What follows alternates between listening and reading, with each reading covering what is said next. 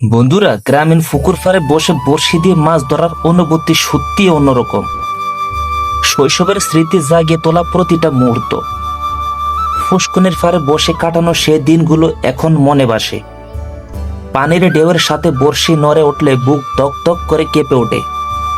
একটা মাছ টোপ খেয়ে টেনে ধরার আনন্দ সত্যি অন্যরকম মজা। শিশু বয়সের সেই সরল আনন্দ আজ মন ভরিয়ে দেয়।